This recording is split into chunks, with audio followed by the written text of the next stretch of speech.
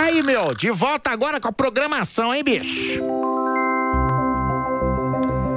Muito boa tarde, estamos aqui diretamente da Rádio Geek em São Paulo. Com 10 de fevereiro, numa segunda-feira, você deve estar se perguntando o que você está fazendo aí na segunda-feira, Lígia. Na verdade, o programa oficialmente ganhou um novo horário na grade. Não vai ser mais às quintas por volta das 4, mas às segundas por volta das 4. Então é isso que nós estamos fazendo aqui, estreando o novo horário na nova grade, tá bom? Tecnomagia aqui, Voicers Rádio Geek, todas as segundas-feiras agora por volta das 4. Bom, essa é a 27ª edição do Tecnomagia. A gente gosta muito de falar que combate o efeito Black Mirror. Dentro do Voicers a gente tem sempre 3 grandes pilares, que é tecnologia, tendências e humanos para o século XXI. E qualquer coisa que a gente faça relacionado a olhar as áreas, as indústrias, as diferentes formas de fazeres humanos, já com esse olhar mais sutil, mais soft, nos interessa recortar aqui. Claro. E é por isso que nós estamos com a Bia Raffaelli. Seja muito bem-vinda, Bia. Obrigada, é um prazer estar aqui com você. Bom, Bia vai seguir na mesma linha. A gente teve um programa muito legal no último programa com a Gabi, falando de neuroarquitetura. E aí, aquelas coisas sincrônicas da vida te trouxe exatamente um programa depois, que acho que vai ser super complementar. É uma fala que o pessoal gostou muito. E a Gabi também, a Bia também é arquiteta como a Gabi, e ela vai falar de design biofílico, que tem tudo a ver com a conversa que a gente iniciou a semana passada. Exatamente. Bom, se alguém tiver pergunta, seja agora, enfim, ou depois, ou a qualquer momento, a gente tem aqui o WhatsApp da rádio, que é o 11 97313 6617. É só deixar seu nome completo, a sua pergunta, e a gente dá um jeito de ir falando ao longo dos programas, manda pra você, enfim. Bom, Bia, acho que a gente pode começar você se apresentando, né? Para as pessoas entenderem como é que uma arquiteta chega a trabalhar com partes sutis como a que você trabalha, entendeu? O que é um design biofílico dentro da arquitetura? Claro. E aí conta a sua história, o que você estudou, o que você se formou, até você chegar aí. Tá, então eu sou arquiteta urbanista de formação. E depois de 10 anos de formada, trabalhando no ramo corporativo, eu comecei a questionar o meu propósito profissional. Então, eu sempre fui uma pessoa que buscou saúde e bem-estar para minha vida. Tá. Então, eu praticava yoga, fazia meditação, trabalhava minha espiritualidade, gostava de praticar exercícios, de estar em contato com a natureza. E eu queria levar saúde e bem-estar de alguma forma, através do meu trabalho, para as pessoas. Tá. Então, nessa época, eu busquei diversos cursos na área. Fiz um curso de construções sustentáveis, que foi muito bom, mas falava muito de aproveitar os recursos naturais. Tá. E muitas vezes falava de aproveitar, de melhorar a eficiência energética de uma edificação, mas não necessariamente pensando na saúde e no bem-estar dos usuários daquele local. E nessa época eu comecei a trabalhar numa empresa de infraestrutura verde, de telhados, paredes verdes e tratamento das águas. E foi nessa empresa que pela primeira vez eu entrei em contato com o design biofílico. E foi mais ou menos que ano? 2015. 2016, isso. 2015 comecei meus questionamentos. As datas se repetem, elas são ótimas. 2015 você começou os questionamentos. Aconteceu alguma coisa em 2015. Que aconteceu. A galera, teve a primeira onda na galera de 2012 a 2015. A gente começou em 2012, a gente sentiu em 2015. Sim. Rolou esse sutilizar, né? Verdade.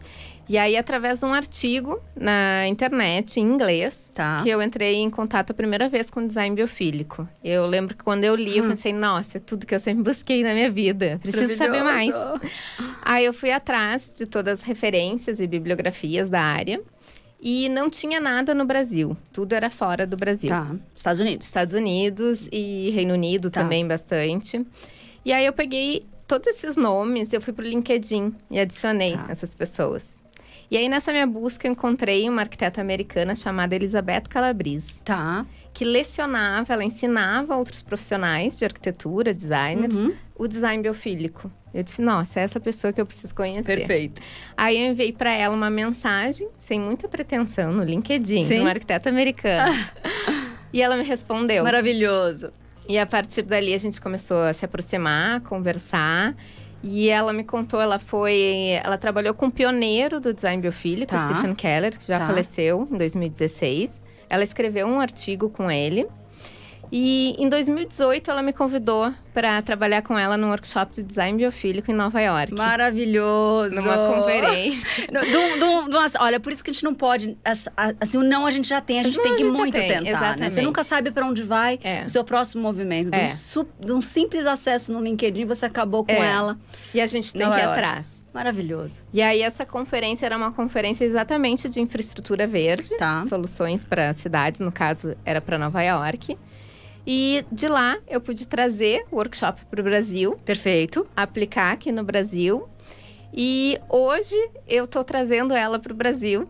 Ela estará aqui em março. Que maravilhoso! Para um workshop comigo em São Paulo. E se as pessoas quiserem… Bom, no final você conta, né? Claro. Porque você tem todo um curso na internet. Isso. Você conta onde é que pode achar esse workshop. Lembra no final da gente fechar dessa forma, tá? Uhum. Bom, e aí vamos entrar oficialmente, porque o nome do programa é Design Biofílico, o que é isso? Assim como foi a semana passada. Não tem muito como inventar um título, quando o título em si já é algo que as pessoas quase nunca ouviram falar. Não, é verdade. Então vamos entrar assim, você mandou uma série de materiais, e dentre os seus materiais eu peguei um pedaço, eu vou ler, claro. E a partir daí você comenta, tá? Então, a biofilia é um termo em português que une as palavras gregas bios, vida, e filia, amor. A biofilia, então, é o amor pela vida, por extensão, o amor pela natureza, né? Por esse natural. Na arquitetura, é aplicado no sentido de reconectar o homem ao espaço natural. Isso é muito legal, porque a gente falou de um outro ângulo a semana passada, e o programa já recebeu a lei que fala de biomimética, que é uma outra angulação. Eu até depois pedi para você destacar a diferença. Se antes o ser humano vivia em íntimo contato com o meio ambiente, nos nossos, né, não tão primórdios, a gente vivia muito tempo em contato com isso. Agora, nas rotinas urbanas, chega a passar 90% do tempo confinado em ambientes construídos. Eu brinco que a gente visita as árvores no parque, nos momentos que a gente tem um tempinho livre.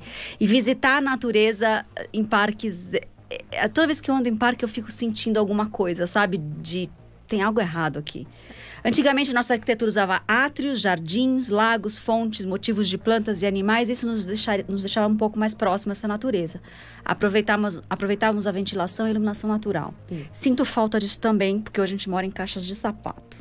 E aí você explica que com a incorporação da eletricidade, há cerca de 140 anos atrás, passamos a vedar cada vez mais as nossas edificações e os espaços internos foram ficando cada vez mais desconectados do exterior.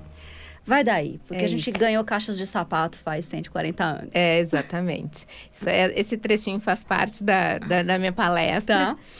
E, na verdade, o termo biofilia, ele surge em 1964, a primeira vez, por um psicanalista alemão, quando ele fala sobre o amor à vida em oposição ao amor à morte. Tá bom. Mas só 20 anos depois que esse termo foi difundido, realmente, por um biólogo americano chamado Edward Wilson, vivo, quando ele lançou o livro chamado Biofilia, falando exatamente dessa nossa conexão inata pela natureza e dos benefícios dessa conexão para a nossa saúde física, para a nossa saúde mental e para o nosso bem-estar. Tá bom.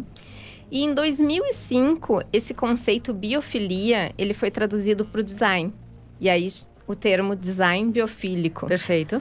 Por um ecologista americano chamado Stephen Keller. E, infelizmente, ele faleceu em 2016. E ele sentiu essa necessidade de conectar as pessoas, a natureza, nesse nosso novo habitat, que é o ambiente construído. E assim, por que se perdeu, Bia? Assim, sei lá, quem fazia design antes… Eu sempre faço essa pergunta quando vocês trabalham nesse ramo de arquitetura, construção. Porque a gente você acabou de descrever, pareciam artesãos e artistas. E, de repente, ganhamos um monte de quê? De pessoas que só fazem coisas quadradas.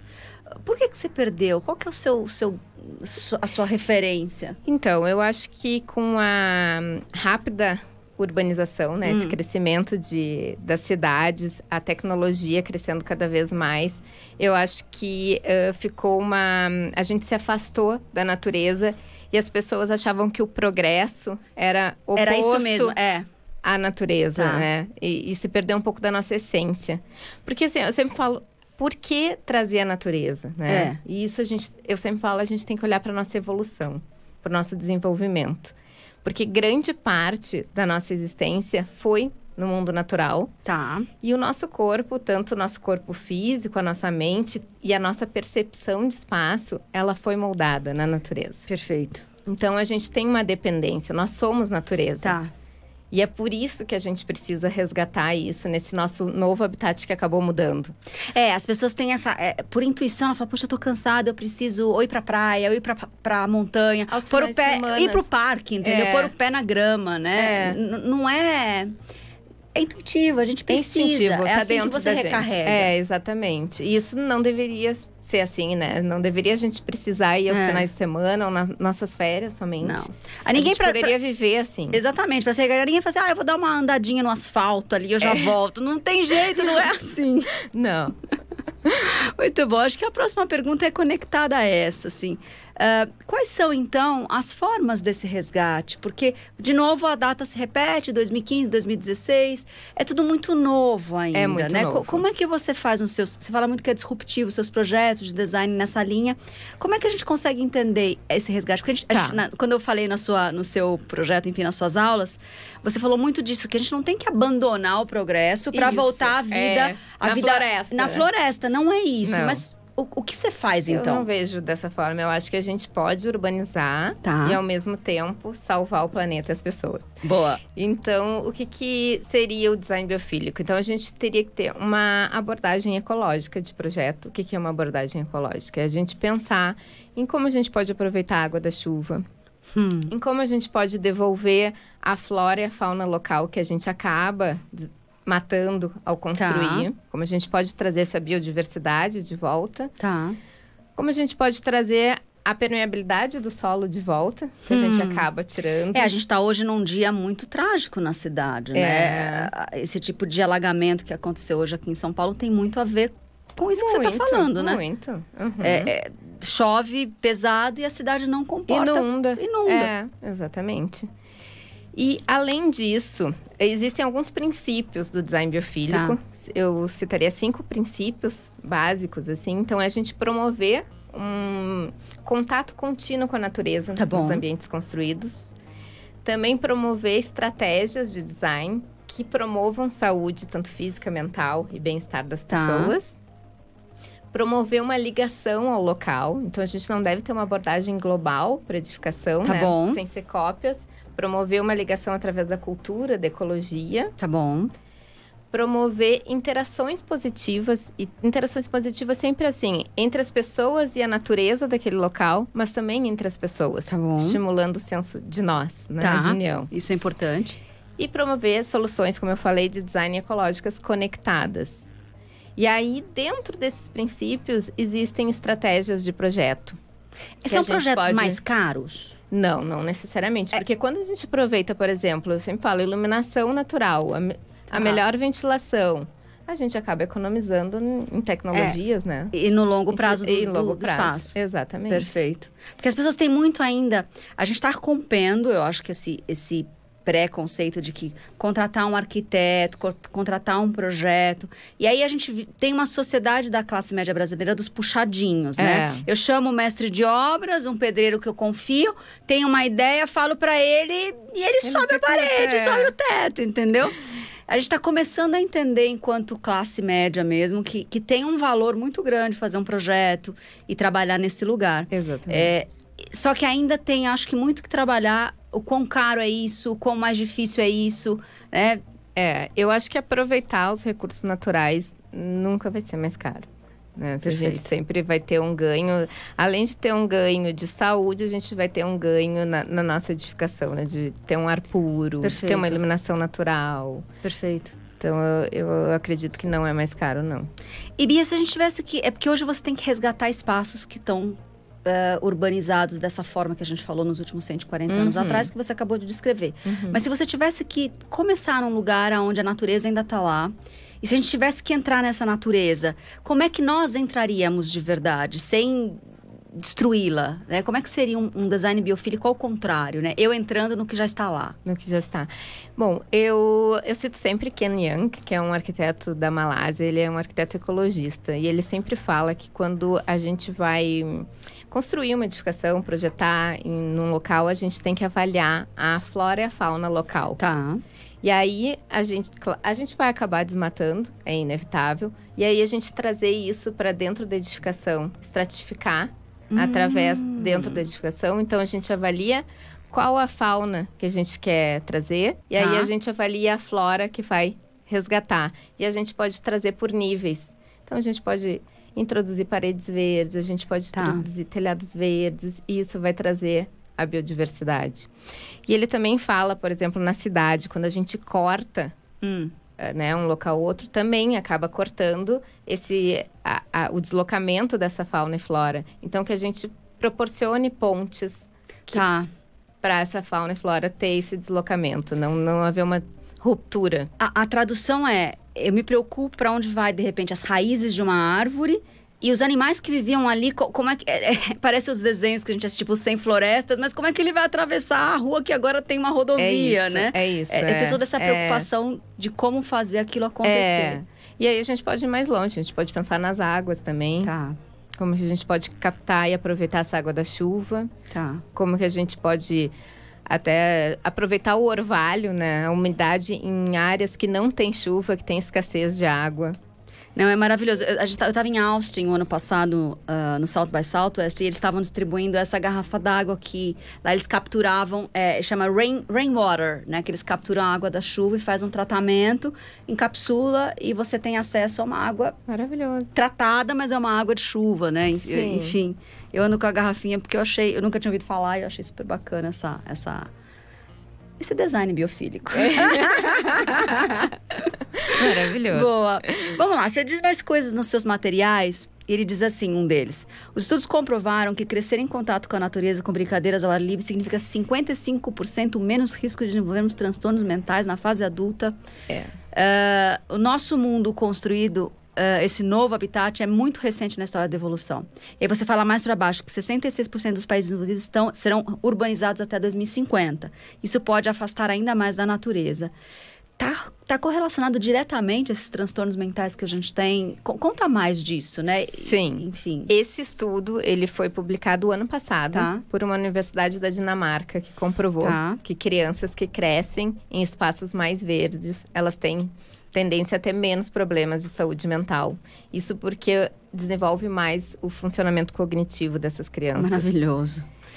E a gente vê muitas metodologias resgatando esse lugar da brincadeira, do estar em lugar mais verde, né? Mais fazenda. Eu sempre falo que o futuro do design biofílico, então, tá na geração futura, que são as crianças. Então, a gente tem que incentivar elas a ter esse contato para mostrar essa importância para as nossas crianças, porque hoje em dia tem um transtorno do déficit de natureza, né? Que já foi cunhado. Adorei, é assim que chama. É assim, esse termo foi cunhado por Richard Louv. Lindo isso. E é sobre as nossas crianças não estão tendo esse contato com a natureza. E isso é essencial para a saúde. A gente vê, os meus sobrinhos, enfim, as crianças ao redor, eles crescem em zonas mais naturais, mais de natureza, porque eles trabalham, as famílias trabalham, né? Sim. Com animais e não sei o quê. E aí, quando um amiguinho chega na casa, nunca tinha visto um cavalo direito, uma galinha.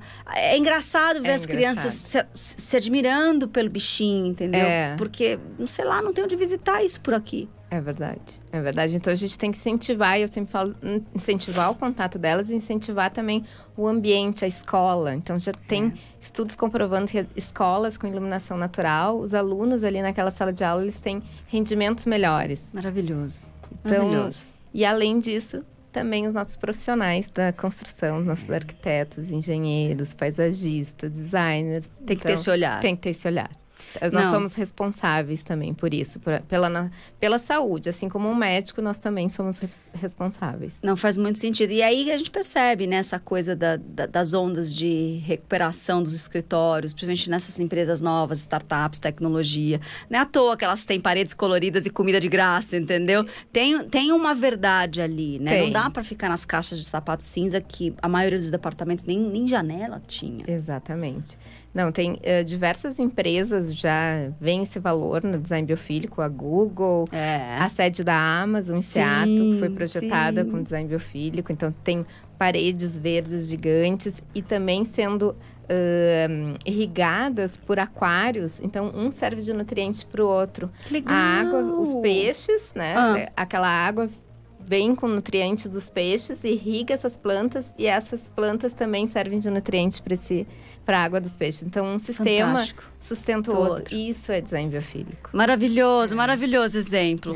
Bom, e aí uma das perguntas que, quando eu falei que eu ia te entrevistar, surgiu, foi qual que é a diferença entre biomimética, da lei aqui do ecossistema do Voicers, e a biofilia da Bia, né? Claro.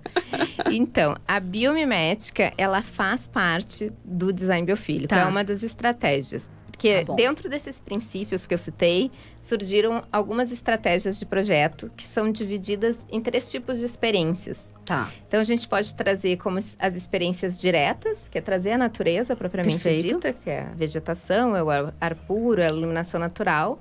As experiências indiretas, que são as imagens da natureza, cor natural, e a biomimética faz parte. Perfeito. Que é olhar para a natureza e trazer essas soluções, essas estratégias para o ambiente construído através da tecnologia, através da inovação. E olhar a natureza como uma fonte tecnológica, né? A gente escuta muito da lei, sei lá. Você sabe que, de repente, você olha uma determinada planta, ou uma determinada árvore. Tem muita tecnologia ali, né? Como é que a abelha sabe exatamente? Acorda todo dia de manhã e vê uma agenda, vê o trânsito da onde ela tem que tirar o pólen. Não, amigos. Ela tem todo um olhar muito, né? É quase, a gente brinca que é quase de infrared, eu não sei direito, mas ela enxerga diferente. A flor que ela vai pegar o pólen, ela brilha. Então, assim, que lugar é esse? Que tecnologia é essa que a gente nem sabe direito que existia até então, né? Ou simplesmente olhar a resistência de uma teia de aranha. Exato. E imitar essa resistência, né? Trazer para materiais sustentáveis. Tem um design ali inteligente, muito interessante. Muito, muito inteligente. A natureza é muito inteligente. Não tem jeito. E também a experiência de espaço de lugar, que eu sempre falo, a percepção, né? As experiências espaciais que a gente tem no mundo natural. Que, por exemplo, perspectiva e refúgio. Então, a gente está dentro de um ambiente seguro e protegido, que a gente se sente confortável, mas, ao mesmo tempo, a gente conseguir perceber o que acontece ao nosso redor. Perfeito. Então, se está chovendo, se está ventando, se é dia, se é noite. A gente se sente mais confortável em ambientes assim, porque na natureza a gente utilizava isso para se proteger das ameaças ou para perceber oportunidades. Então, a gente gostava de ter um abrigo, mas ao mesmo tempo perceber. É interessante você falar isso, né? Esse termo de você tá percebendo mesmo essas variáveis do dia a dia. Eu acabei de mudar de casa esse final de semana, a gente estava conversando no off, né? E eu saí do apartamento e fui para uma casa. É uma casa super iluminada. Então, assim, você sente algo dentro de você muito forte. É uma felicidade meio pacífica, sabe? Que apazigua você. Sei. Então, a gente conseguiu ver o sol chegar e o sol ir embora. A casa é toda aberta, tem uns janelões, umas portas. O vento entra o dia inteiro. Então, parece que a gente... Eu tô acordando na fazenda, eu tô acordando na praia, sabe? A chuva que choveu muito esses últimos dias. Mesmo assim, você consegue perceber, porque eu falei, nossa, mas como a chuva é alta? Eu falei, não, eu que estava muito alto. Então, eu não consegui escutar ela cair no chão. Exatamente. Sabe que agora eu me lembrei do filme Parasita. Boa, vamos nela. Você falou um pouquinho antes. Que ganhou o Oscar, que exatamente tem esse contraponto. Ele relaciona uma habitação totalmente sem luz natural, sem ar puro. E a outra habitação com natureza, com iluminação natural abundante, com ar puro, ao nível social. Ok. Quem tem dinheiro tem acesso a isso, e quem não tem vai morar nos lugares precários. Tá. Bom, então eu não assisti ainda. Vale a pena assistir com esse olhar.